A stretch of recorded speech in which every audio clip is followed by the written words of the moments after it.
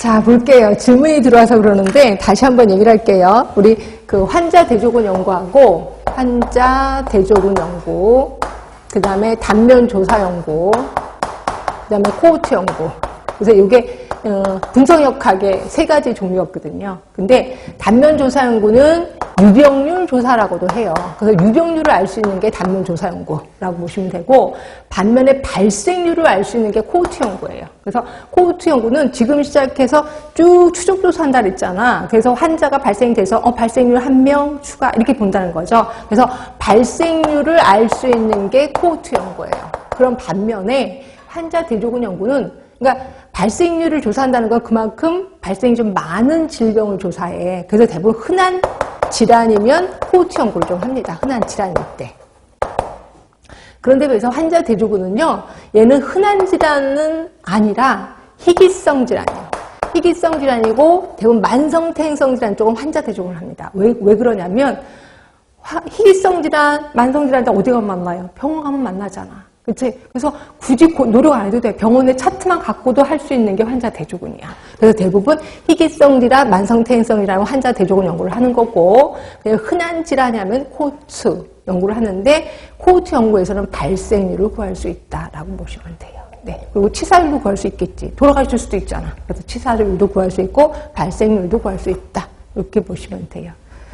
자, 그 다음에 우리 이제 계속해서 기획하겠습니다. 342쪽에 제가 그 위에 있는 편은 얼추 얘기를 했고, 요거에 대해서 그냥 풀어 쓴 게 밑에요. 전제 조건의 사정, 현황 분석, 제목만 봅니다. 우선순위 설정하고, 목적, 목표 설정하고, 전략 계획 수립하고, 사업 수행하고, 평가합니다. 자, 평가의 종류를 좀 볼까 합니다.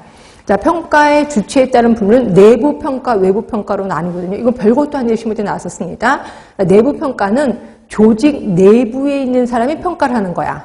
그렇죠? 그런데 비해서 외부 평가는 조직 바깥에 있는 사람이 평가를 하는 거야. 그리고 외부 평가는 얘는 공정하겠구나라고 느끼실 거야. 그치? 공정하겠구나. 외부 평가는. 내부 평가는 뭐예요? 공정성이 조금 유지하기가 곤란하겠구나. 그렇지만 뭐는 알아요?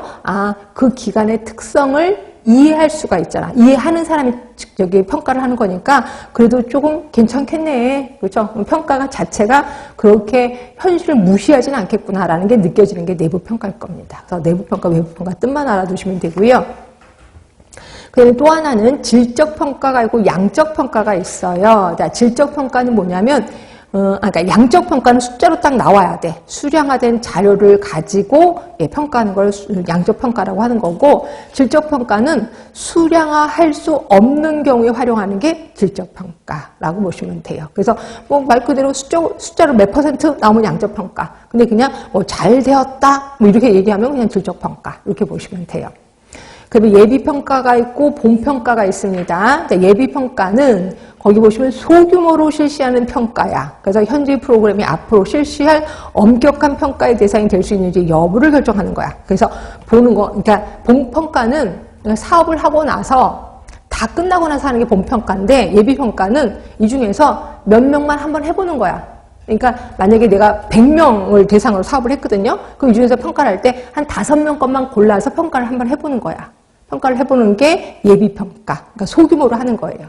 그리고 요거 평가 자료가 괜찮은데, 평가 그 도구가 괜찮은데, 이거 갖고 이제 100명 본평가를 하는 거죠. 그래서 예비평가가 있고 본평가가 있다. 이거의 차이는 소규모냐 대규모냐 이거 차이예요. 그러니까 소규모 한 10명 것만 갖고 평가를 했어. 그럼 이거는 예비평가. 그리고 1000명 거 그 결과를 갖고 평가를 해서 본평가. 네, 그렇게 해서 하시면 될 것 같아요. 자, 그 다음에 들어가시면 성과, 평가 영역에 따른 평가 유형인데요. 이것도 우리 예전에 앞에 다 이미 했었거든요. 적절성 평가. 자, 적절성 평가는 요구에 비해서 얼마나 적절하였는지를 판단하는 거야. 그래서 보시면, 자, 프로그램이 대상 집단 수혜자 제공자의 우선순위 정책에 적합한 정도, 또는 목표가 어느 정도 지속적으로 타당한가, 또 뭐 이렇게 했는데, 그러니까 그거예요. 우리 얼추 얘기했는데, 요구. 그러니까 예를 들어서 우리 구에 당뇨병 환자가 100명이야. 100명은 너무 적은데? 1000명이야. 근데 내가 10명을 대상으로 사업을 했어요. 그럼 몇 % 적합한 사업이야? 헷갈리나? 100명이라고 하자. 100명인데 100명인데 내가 10명을 대상으로 사업을 해서 몇 퍼센트 적합한 사업을 한 거예요? 10% 적합한 사업을 한 거죠. 그러니까 요구도 하고 산출을 보는 거예요. 이걸 우리 적절성 평가라고 표현하는 거고요. 그러면 투입된 노력에 대한 평가는 아실 거예요. 말 그대로 투입된 노력에 대한 거니까. 산출 평가. 제가 그때도 산출 평가에 대해서 힘을 좀 줬었던 기억이 나실 거야. 강좌 건수, 캠페인 횟수. 그래서 캠페인을 1년에 4번 했다.